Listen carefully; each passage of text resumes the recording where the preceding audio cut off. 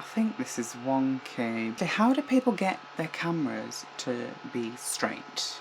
Literally less than 2 days ago I was complaining about how cold it is, and now I'm dying of heat. Where the hell has this heat come from? I'm having to use a hand fan to stop me from dying. And I've chosen just the perfect video to do today because, you know, it's hot.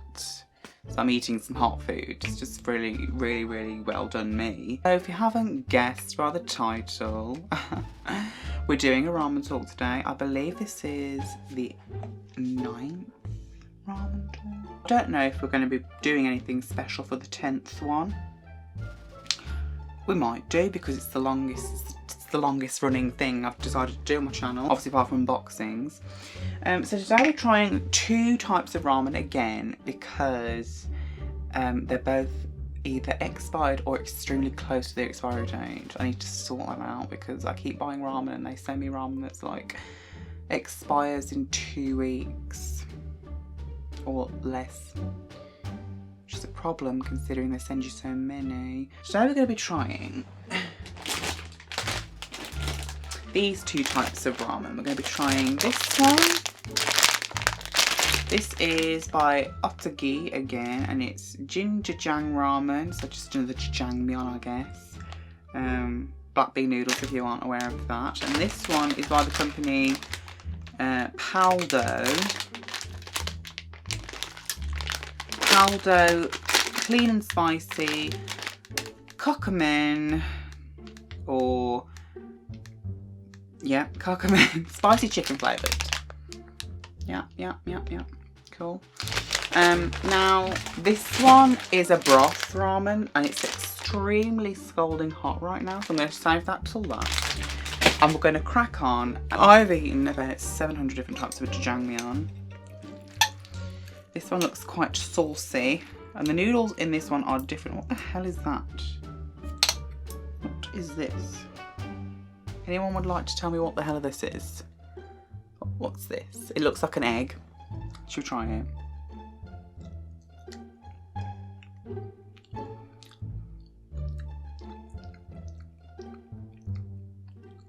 This one looks more like an egg. Can you see that?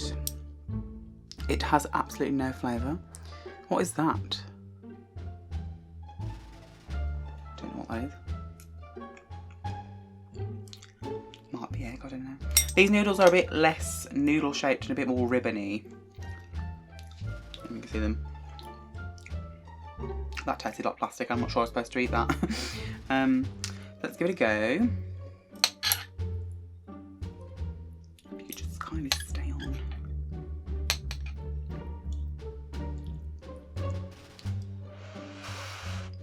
I have annoyingly already eaten lunch, so I'm really not that hungry.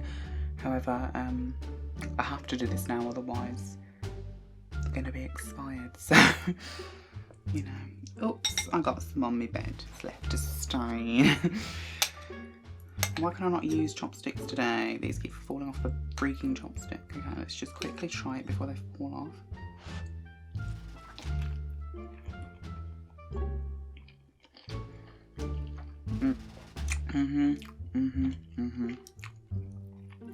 Jjajang is probably my most favourite kind of ramen.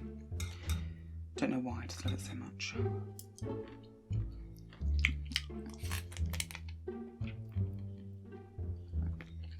Water just to cleanse the palate. I'm going to quickly try the chicken one. And then I'll go back to the other one and finish that one first, like I did last time. This one is very brothy, so I'm going to have to pinch my watermelon cushion for this. It's also really hot. It's so hot. Okay, you can't see this. This is what it looks like, okay? It's very brothy. Okay.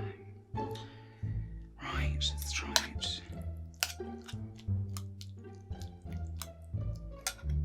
It smells like vegetables. It does not smell like chicken or spice. This is the spicy chicken flavoured. Okay, here we go.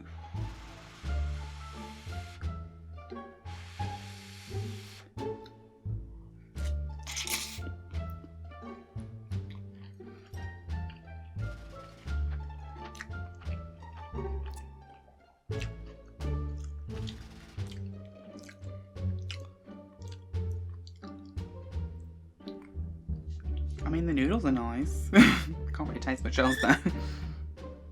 Is it supposed to be spicy? I've just got some in my eye.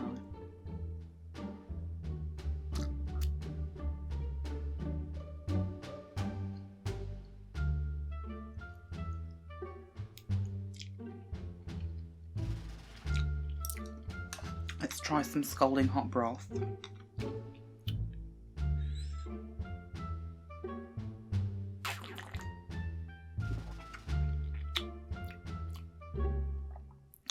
Just kind of tastes starchy, to be honest. Well, there's absolutely no... I've done something wrong here because it's supposed to be chicken flavour and it's not chicken at all. A lot of K-pop things to talk about today, so if you're not interested in that, then this isn't for you. So, first topic is going to be about my little girl, my Sadie. So, I remember telling you last time that she had a food allergy. I don't remember what I told you. I think I mentioned she had a food allergy. I don't know whether I mentioned that we put her on a trial diet. Did I mention that? Well, we have. So a couple of weeks ago, no, like a week ago, I think, maybe a bit longer, is when she finished. So about the end of July, we put her on a trial diet of hypoallergenic food. And that did the trick completely. Cleared up the poo. Ew, I just said poo. We were confident that she did have a food allergy, which meant that she would have to be on this diet food for the rest of her life. Now, I consulted the vet on what to do because I wanted to, because we're still training her technically. So I wanted to know what to do in terms of treats, because all former treats and all treats that aren't hypoallergenic are off the table, because we still don't know what the food allergy is for. We don't know what she's allergic to.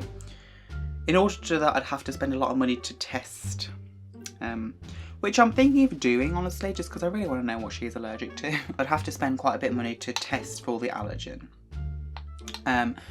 So in the meantime, I said, okay, what can I give her? Anything at all. And they suggested a few things. I can get hypoallergenic treats. They're extremely hard to get hold of those, so I've had to buy a different brand to what the food she has, which is fine as long as it's truly hypoallergenic. And by the way, if you're curious as to what I mean by truly hypoallergenic, there are millions, not millions, because like, it's not millions, like a lot of companies out there that are branding their stuff as hypoallergenic when they're not hypoallergenic. It's just a marketing ploy. So what you want to do is look on the back and look for the word I've got it all around my mouth. Look for the word hydrolyzed. If it's hydrolyzed, it's hypoallergenic. Hypoallergenic means that the protein will have been hydrolyzed so that the protein separates and like breaks down into its core components, so that the dog's gut will recognize it as an unknown source of protein. And basically it'll be a lot, basically 100% less chance that they will have a reaction to it. So just, if you're going to buy some hypoallergenic treats, just make sure they truly are hypoallergenic. Anyway, so the vet recommended a few things. We could try sweet potato. For some reason, sweet potato is very easy on a dog's stomach. Tried that with her. She's not too keen on it, but that's one of the options. Another option we had was exotic meats, which is an avenue I'm currently exploring. Exotic meats mean meats that aren't generally sold in the UK, such as kangaroo, crocodile, emu, ostrich, things like that. And there are companies in the UK that sell that kind of stuff for that purpose. And there are some weirdos out there that like to eat kangaroos and stuff. No. However, kangaroo was strongly recommended to me, so I have bought some kangaroo training treats. because kangaroo is naturally hypoallergenic, and it is one of the most trusted meats used for dogs with food allergies, because it's like, I don't know what's in a kangaroo, but they're extremely, like, not healthy, but good for them. It's very, very unlike, I'm gonna have to use this because I've literally got it all over my, my bed. It's very, very unlikely that the dog will react to the kangaroo. So I've tried her with some kangaroo training treats and she likes those. I'm not buying crocodile, no. But there is a company that I can actually buy fillets of kangaroo and cook it and like freeze it and stuff. Might do that. So yes, that's where we're at with Sadie. Everything else is going brilliantly. She's getting on really well with all the rest of the dogs in the family. Just trying to sort out her food. Oh, recently I hit a little milestone.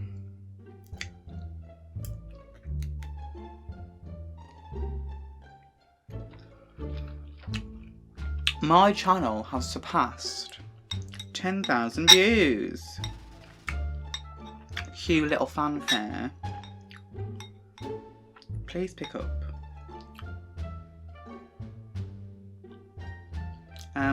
Now I realise that that's absolutely like nothing compared to literally every single other person on here, but I don't care because it's a personal victory for me. And I don't do this to get loads of views. I do it because I enjoy it. And I don't care if like one person watches my videos or like a million people watching my videos. It's never gonna happen. But the fact that 1 or 2 people do watch my videos is just enough for me. It's like enough. It's just really nice to think about, and the fact that I've surpassed 10,000, albeit a small number in terms of the YouTube community, is great for me. I feel ecstatic for that. So, pat on the back for me. Let's hope we continue to grow. But if we don't, who the heck cares? No one. Moving on. Now let's go back to all the K-pop stuff. Right, the first thing I'm going to have to mention is Soojin, who's left now I-Dle or I-Dle or I-Dle, whatever you call it. I call them I-Dle because it's just funnier. It kind of shocked me when they announced that. I'm not going to lie. However, I also know that they had pretty much planned to kick her out of the group from the get-go. Now, I am not excusing what she's done. She's clearly made mistakes, and she should be held accountable for them. However, I don't believe she should have been kicked out of the group. People have the capacity of change. Just like, you wrecking her entire career. And, like, yes, she should be held accountable. Yes, she's done something wrong. Yes, she needs to apologise. And yes, she didn't do herself any favours when she kept going back and forth saying, I didn't do this, I don't remember this, whatever. She should have just said from the get-go, yeah, I did stupid things when I was younger and I apologise for it. But she does not deserve to have like everything taken from her. And again, I'm not trying to defend her. It's just, I just don't think that the right move was to kick her out of the group, because then you'd have to kick out every other idol who's made mistakes in the past and who's bullied people. I'd say bullied like that because it's a strong word and I don't believe it should be thrown around like it is. You're going to have to kick out every other idol that's done that. So, regardless of whether it was a small thing or a big thing, or whether they had done it or not, you would have to kick out Hyunjin, you'd have to kick out Leah, you'd have to kick out Mingyu, you'd have to kick out all these people that who have stayed in their groups, because obviously netizens are calling for like Hyunjin and Leah to be removed from their groups. But they're not, companies aren't going to do that because, one, they'd have to, like, it's not a simple process to just make a idol leave, because obviously there's payments and everything. But you'd have like a member from every single group leaving. That's just not going to happen. So I don't know why Cube did this in the first place.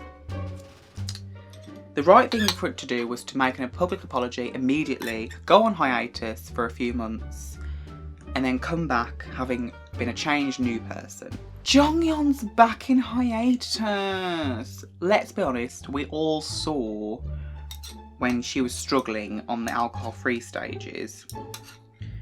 So I'm not sure why they made her come back.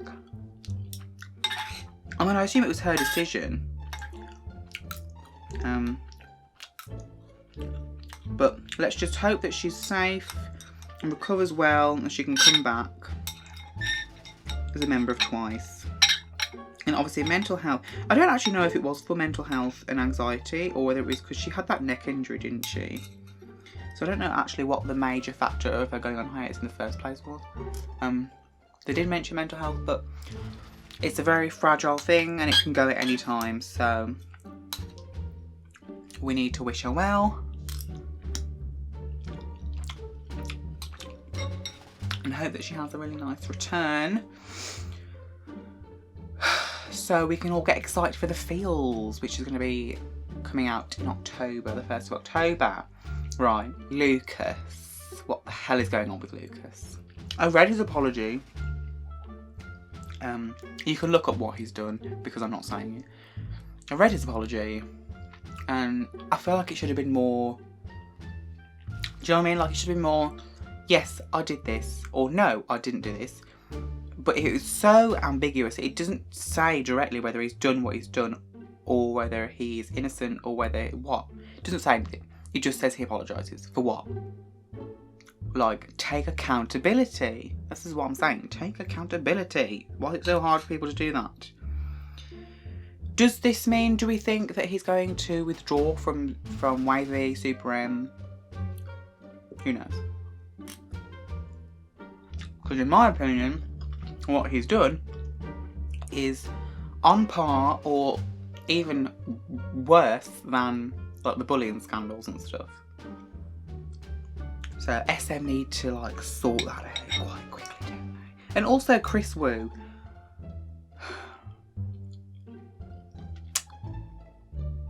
It's really upsetting how many things have been coming to light in the past few months.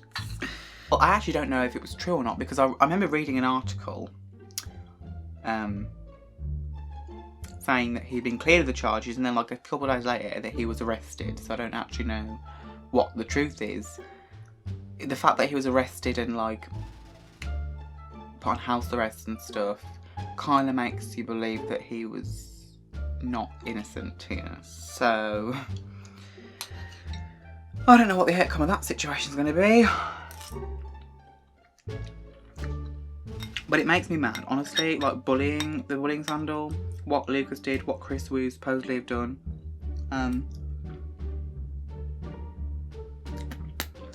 Like I understand that you are a human being, that you're going to make mistakes, albeit some bigger than others.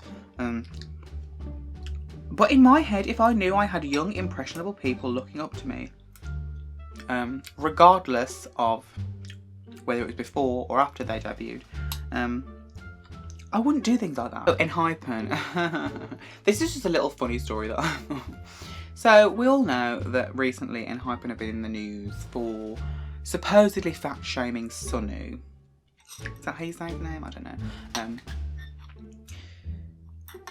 Now, Sunu might not take it as anything, but in my opinion, fat shaming is very serious. And as someone who is not thin, I personally think Hypen, the rest of Hypen members, and Hive or like whatever B-Lift Labs should do something about it. And then it turns out that all of them, apart from Sunu, have got COVID. So I think that's just a bit of karma. Don't you? Obviously, I don't wish COVID on anyone except for Donald Trump. But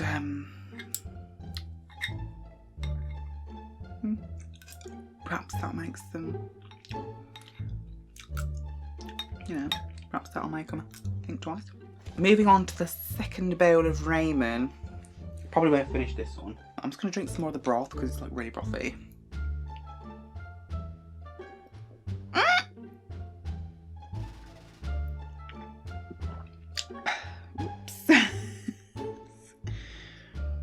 Right, so I just spilled half the broth. Right, I've got a few more things to talk about, then I'm done. So I recently read and saw the stuff about Hyunjin's lock screen. Can I just say, first of all, why is this even an issue? Why is it an issue? Why is it even a thing? So he was caught with like his phone screen showing a picture which netizens were like convinced was aespa's Karina, and everyone like who's got a brain knew that it was probably like Cammy or something, his dog, and it actually turns out that it was a drawing he did. So it wasn't Karina, it wasn't Cammy either, but it wasn't Karina. The picture that I thought it was of Karina like didn't even look the same as the lock screen, and then Hyunjin had to actually go and clear that up and say, look, this is my lock screen. Even if it was Karina, who the flip cares? Who cares?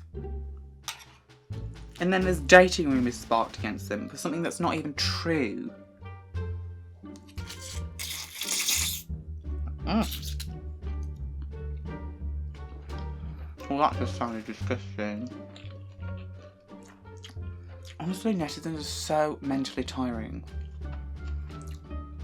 They will take the smallest thing and just blow it out of proportion. Who the flip cares what he's got on his phone? Who the flip cares? No one. Anyway, moving on. Right. I've got to confess something. I'm pretty sure I've already told you this. But I'm a Swith. For anyone that does not know, Swith is the fandom of Stacey. Stacey is a girl group that debuted in November 2020 from Hype Entertainment, which is Black Eyed Pilsung's label. That duo does some cracking songs, I've just got to say.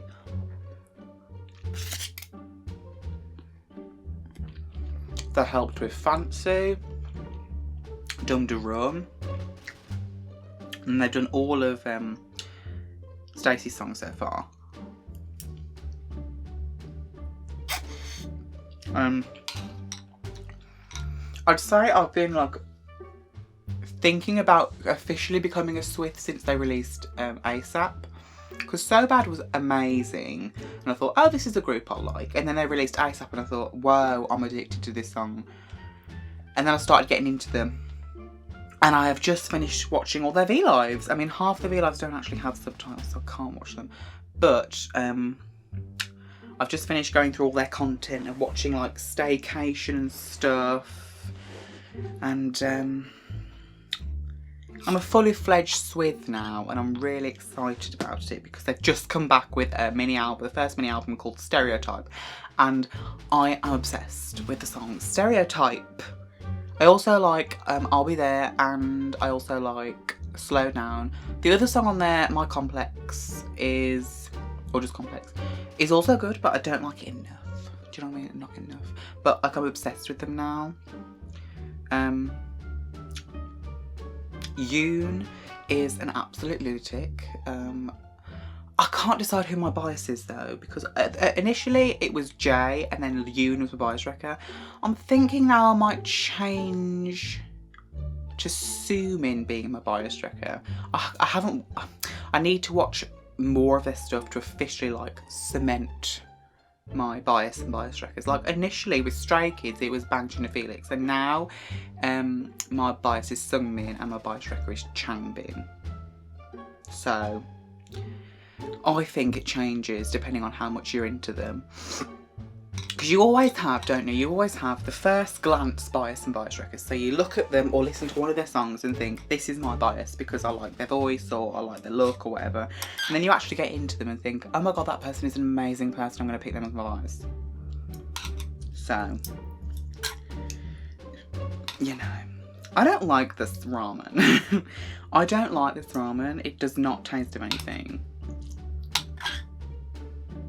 unfortunately, because my hands are a bit sweaty and not using the chopsticks very well. Fully fledged Swith, and I'm here to stay.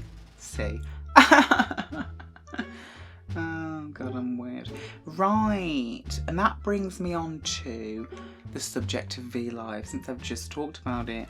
I have spent many a nights watching Stray Kids Vlives, Twice Vlives, Atti's Vlives, Got7 Vlives, and now Stacey Vlives, and also Mama Aping and Momoland Vlives. It takes a long time. It took me 8 months to go through Stray Kids Vlives entirely.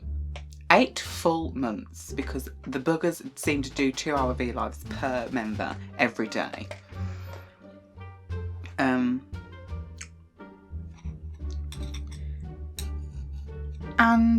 I get rewarded by Vlive shutting down next year.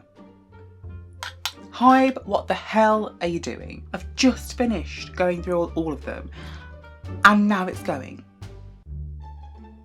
What was the point of me doing that? And then they announced they're going to get rid of all the content and only upload the Vlive Plus content, the things you have to pay for. Like, if you can upload the things you have to pay for, why not the other stuff? Like, what person decided that at Hybe? Hybe continues to make these weird, stupid decisions that no one likes, and they just continue to do it, even though the feedback has not been great.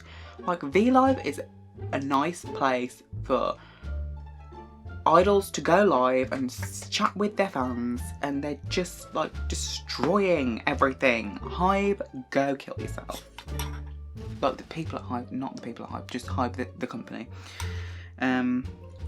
So rant over. I hope there's like petitions to save Vlive or something. Like, what are they gonna replace it with? So, yeah. I don't like this ramen at all. And finally, we've got comebacks. Right, I need to talk about this seriously. Comebacks that I've recently enjoyed have been Unbi released Door for my first mini album Open. That was good. Kwon Unbi. Brave Girls came back with a repackaged album After We Ride. I think I mentioned that. Obviously Stray Kids, obviously. Like, I've already unboxed that with my sister, so hello. What else? Oh, there's a former 4-minute member Ji-yoon, also known as Jenya, came up with a song called Soup, S-O-O-P, and I really liked that. Obviously Red Velvet Queendom, obviously. Right, I think that's it for August, but mostly September. We've already had some amazing ones in September. Promise 9 came back with Talk and Talk. I didn't like it at first, but it's growing on me. Also, Ace came back with a repackaged album. Who else? Luna released a song called Not Friends, and it's just sung by 4 of them. I think it's like Eves, Kim Lip, Heejin and Jin Sol, and that's a really good song. Who else? Oh, obviously Stacey came back, obviously, and I've already talked about that, and I just couldn't, I would continue to talk about that until the end of time. Day 6's Younghae came back. And as of today, when I'm filming this, a group called I-Chillin debuted, and the song is called Got Ya. And also, Purple Kiss came back with a second mini album, Hide and Seek, and title track Zombie. And I've literally only heard it 2 times today, and I'm obsessed already. I'm like obsessed with it. Upcoming comebacks. I've got to say upcoming comebacks. Right, we're excited for Blackpink, Lisa's solo. Atti's coming back on the 13th with their 7th mini album, Zero. 7th? No way. 7th. 7th mini album. Are you joking? They've only been around for 2 years. 3 years. 7th mini album. That's like amazing. That is good on you, cake. With Zero Fever Part 3. Now, I prefer Deja Vu over Eternal Sunshine because you all know my music taste. Also, Mamamoo coming back with a best album, and you best believe I ordered that already because, like, hello, it's Mamamoo. And they've redone all their title tracks apart from Dinger. They've done all of them apart from Dinger. What's that about? Anyway, I've ordered that. NCT 127 are coming back with a 3rd full album. ITZY coming back. God, I love ITZY. Coming back with Crazy in Love. with the Title Track Loc on September 24th. Cypher are coming back as well. I liked their first mini album. Who else? We've got Stray Kids coming back with second Japanese single. Literally haven't even finished promotions for Thunderous yet, but whatever. Twice, obviously, The Field's getting released on the 1st of October. And then Stray Kids again are repackaging their album in November. The boys just don't stop, do they? What else? Oh, I've got some stuff on here, that's nice. I believe 17 are coming back soon. Lots of other people. So yes, lots of things to look forward to. I'm going to go now. I'm going to throw this away because this is not very nice. And also I need to go and scrub my bed because there are spots all over it because of the jjajangmyeon. So stupid jjajangmyeon. Right, I'm going to go. I'm also like sweltering hot, so I've got... These are just lovely, these. I recommend these handheld fans. They're lovely. Okay, I'm going to go. Bye.